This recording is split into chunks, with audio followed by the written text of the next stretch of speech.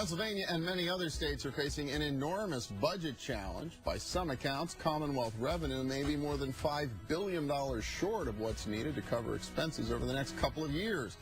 Last week, Governor Rendells proposed an approach to balance the budget that relies on some cuts and some new taxes. What's it all mean for employers that are already struggling to make payroll in a challenging economy? Well, Barbara McNees is here with some perspective. She's president of the Greater Pittsburgh Chamber of Commerce, an affiliate of the Allegheny Conference, which produces this program. Welcome. Good to see you again. Thank you. Good to see you again. I've got to get all the disclaimers on. Well, let's talk about that. You know, actually, I haven't heard an enormous hue and cry from the business community in the few days since the governor made his budget address. I think there was a sense it might be a lot worse than it was.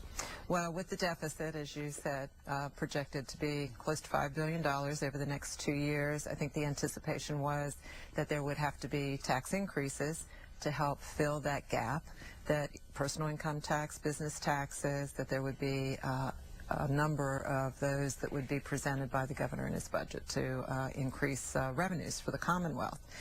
The governor's budget did not contain any tax increases for either corporate net income tax, business taxes in general, or for personal income tax. So he is balancing his budget with other means.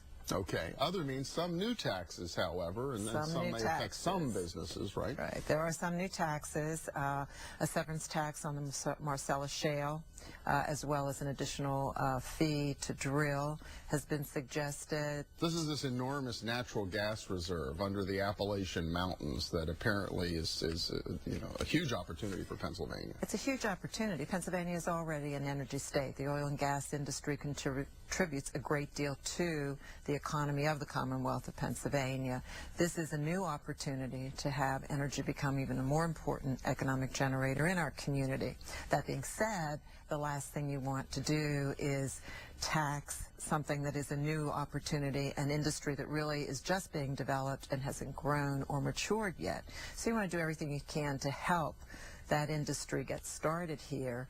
And there are some who would say that the tax coming out as a severance tax on this industry before it gets up and running is not a good idea. Well, especially if you need short-term revenue and you got to drill to find the gas to get the long-term payout, you could almost be working against yourself in a way. Exactly. Okay, so that was one issue, the whole natural gas issue. So I'm sure there's lots more to come in terms of the debate over how and whether that tax should be imposed. Sure. Whether it should even be imposed, if it should, how much, and what the impact of that will be. And we're competing with other states. It's not just Pennsylvania that has the Marcellus Shale that's available. West Virginia, down through the Appalachians, as you said, they're already in Texas and Oklahoma doing a lot of this drilling. So if indeed we create an uncompetitive or an unfair disadvantage for that industry, it won't happen here. It will happen in the other states. Okay. And now let's talk vices, because the governor's going back after a couple of vice tax, right? Right. All of the cigar smokers out there, beware, because he is raising the cigarette tax. He is putting a tax on smokeless tobacco and cigars, which we have not had previously. So I'm sure there's a whole industry out there that is distressed about that occurring. He offered the option of a 1% sales tax for counties that would not include Allegheny or Philadelphia, where there already is an additional 1%. But it would give counties the option that if they wanted to have that tax, they could, at the county commissioner level, vote to do that. So presumably if the state's cutting some of the support it sends to the counties to support their budgets, this gives them a new revenue option. It gives them a new revenue option. The complaint of counties for many years in what seems to be an antiquated tax system, both in the Commonwealth and at the county level, the only tax they have is the local property tax. And counties are reluctant to continue to raise local property tax. It's a deterrent to more development, again, in their communities. It's a deterrent to senior citizens and fixed income.